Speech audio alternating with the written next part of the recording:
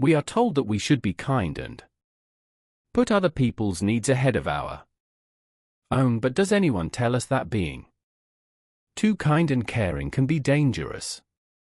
We live in a world where we don't always get what we give because it's full of generous people who see how their giving empties them both financially and emotionally. Could being too kind even put our own lives in danger? Be surprised by the bad things that can happen to you when you're kind. Today I'll tell you 8 bad things that can happen to you if you're too nice, and I'll show you 4 tough ways to keep people from taking advantage of you. Let's move on to number 1. Without further ado, you will have too high of hopes for people.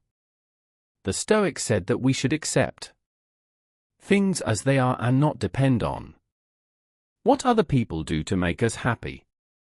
Giving without asking too much in return keeps you from being disappointed and helps you practice emotional separation, which gives you a calmer mind.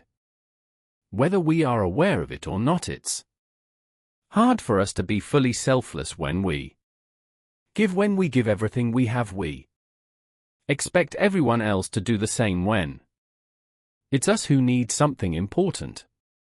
Though you've gotten people so used to having everything done for them that they'll take it for granted that you can handle everything in their lives and yours, especially your own, because if you don't take care of your own, why would you take care of other people's? In reality, your hopes of reciprocity won't be met and you'll end up with a bad mood, tiredness, anger, and sadness. Still, if we look at it objectively, people aren't letting you down. They're just doing what you should be doing, which is taking care of their own tasks. People will only expect you to give them something, which is the second point. The Stoics say that it's important to remember that real worth comes from acting in a way that is good and logical, not from just doing what other people want. Moderation and giving in a balanced way help you stay in charge of your actions and keep you from getting into habits that hurt your mental health. You've heard your whole life that people are creatures of habit, and this couldn't be more true. People are made to adapt to a pattern, a way of life, and a symphony of things going on around them. The idea of the comfort zone comes from this desire to change. This means that if you're always giving, the people you help will expect you to give them something all the time. You'll lead them into their comfort zones and they won't have to do many of their responsibilities because you'll be there to do them. If you don't value yourself, no one is likely to look you in the eyes and tell you to think more about yourself. At least don't expect this kind of empathy from the people you help, because they'd stick to their own Robin Hood, which would cost them a lot in their lives. Third, your goals will not be taken into account. The Stoics said that it's important to live by reason and virtue, to set limits, and to put our own responsibilities first if we want to stay in balance and not give up our identity and well-being for other people. If you put everyone else's needs before your own, you may end up running away from something inside you that hurts and scares you. How do you feel when you spend the weekend alone or come home every day knowing no one is there to greet you? If you're doing so many different things because you want to get away from yourself, the blow will be twice as hard. Because on the one hand, you'll have to face yourself sooner or later, and on the other, your bad mood will get worse as you start to put other people's needs before your own. Self-care is one of the most important parts of being healthy. Before you can help others feel better, you need to make sure you're happy, spoiled, and well cared for. That is, you should never give someone a chocolate unless you first really enjoyed one yourself. Similarly, you shouldn't offer to clean a friend's house until you've cleaned your own and watched a good movie while sipping wine the rest of the world comes after you. 4 people will think you are weak and treat you that way. Stoicism tells us to work on being strong and in charge of ourselves by setting limits and practicing self-discipline. We can show others that we are committed to our own responsibilities and ideals, earning their respect instead of being seen as weak. If you help other people too much over time, you might be seen as an expert in the area where you work. With other people, you might be making the exact opposite impression. When you don't set limits, people start to see you as weak, just like the person who opposes a boss, so much so that they'll come to you to get rid of their responsibilities, because they know you won't say no. On the contrary, as soon as you use this magic word, they will start to feel something for you they never thought they would respect. You'll have a lot of but all people who only come to you when they need something.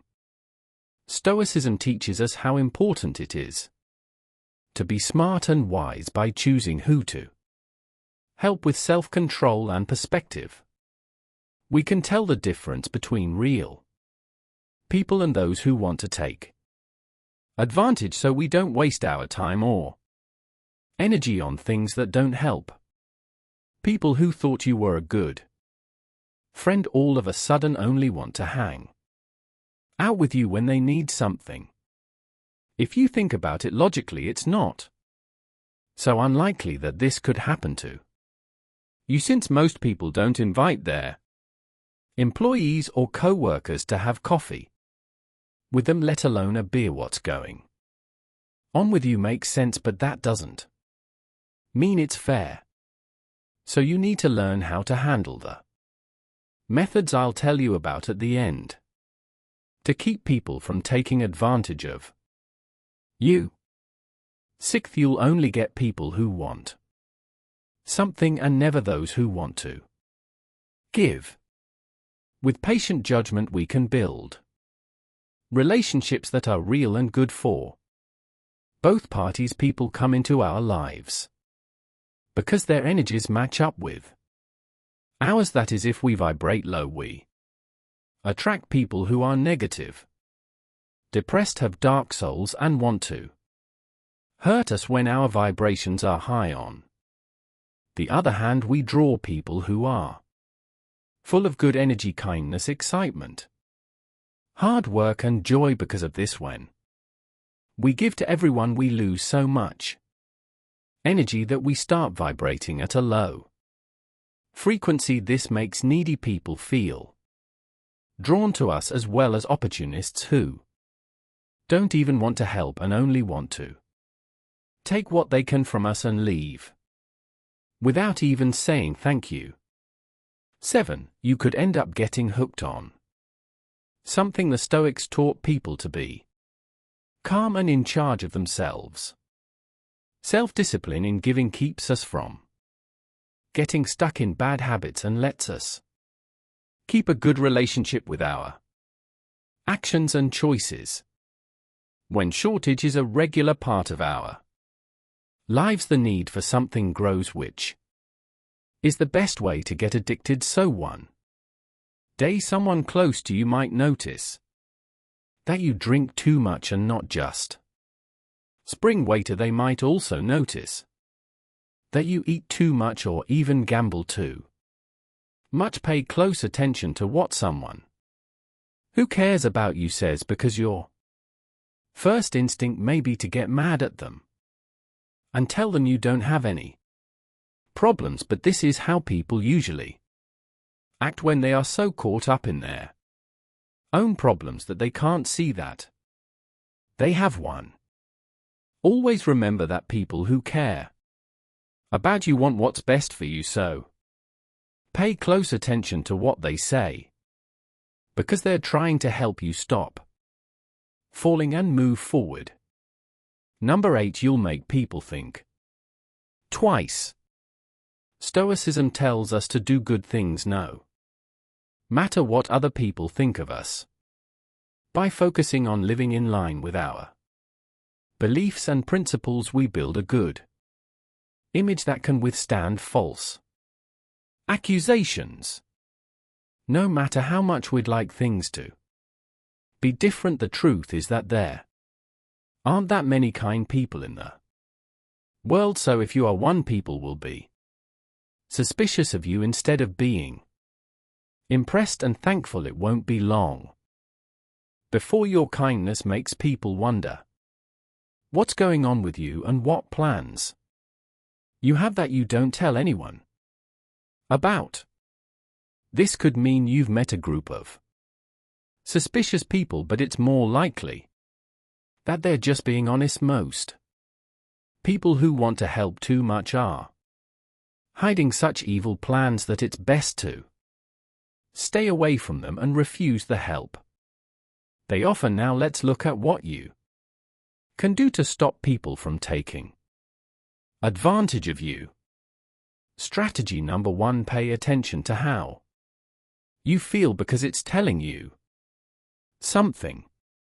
Based on the Stoic idea of self-awareness, pay attention to how you feel. The Stoics thought it was important to think about yourself to understand your feelings and wants. By paying attention to your feelings, you can tell if you're giving too much and wearing yourself out mentally. This lets you change your focus and find a good balance. How does it make you feel to help other people? Thinking about yourself and putting yourself first is such a kind thing to do that you should feel like you're walking on clouds when you do it. So if you feel too busy, tired, angry, or used, it's time to listen to how you feel. If something you don't have to do makes you feel so bad, you shouldn't lie to yourself about it. Instead, find out how the help you're giving affects your health. Plan number 2. Don't be afraid of the word no. Following the lessons of the Stoics, you should realize that your time and energy are important and need to be used in a balanced way.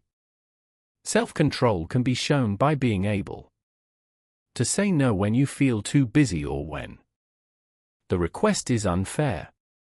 Even though the word no makes us think of bad things and sadness, it's normal for us to find it hard to say it. But if we don't learn to say this word when someone wants more from us than we can give, pessimism will take over our lives. Practice in front of the mirror and tell yourself that it's the only way to regain your freedom and avoid unnecessary and possible risks. Music. Strategy 3. You have a time and a place for yourself. Respect them. Following the Stoic values of self-discipline and self-respect, it's important to give yourself time and room to take care of yourself. Do what you like exercise, drawing, listening to music while having a cup of tea, or anything else that gets you going. Finish your responsibilities as soon as you can, so you can try this out. You should take this very seriously, so seriously that you should schedule this time every day or every week. So if someone asks for your help at that time, they need to be very kind and helpful to you, not to the person. So Without remorse you tell them no and enjoy that time and space just for yourself if you don't want to be so direct. You can offer to help at a different time, but make it clear that you will only be able to help for a short time because you have other things to do. Strategy number 4. Identify energy vampires and distance yourself from them. Following the Stoic principles of self-discipline and wisdom, it's important to know which relationships are good for you and which can drain you mentally. By staying away from people who constantly drain your energy and don't add anything positive, you're taking care of your own health and showing Stoic self-control in your relationships. You should know that if you try to help an energy thief, it won't work. These people overwhelm you with their complaints, their pains, and their catastrophic view of life. Don't bother trying to help them, because if their problems were solved, they would have to stop complaining. That's something they wouldn't tolerate. In conclusion, according to Stoic wisdom in life, the best measure for things is always the middle ground, and generosity is no exception. If we give too little, we come across as selfish and greedy, while if we give excessively, we end up completely drained of energy, time, and probably money as well. So lean toward the grays, which are still the best choices for finding a balance between putting other people's needs first and putting your own needs first. And if you're ever unsure, just remember the magic word no. Even more so if they offer to drive you home from the window of their car. We've reached the end of this journey, and I sincerely hope these tips will be of great use to you. Don't forget that you are a crucial part of this channel. So if this video has helped you, made you think, or you've learned something, give it a thumbs up so that more people can discover the powers of Stoic wisdom.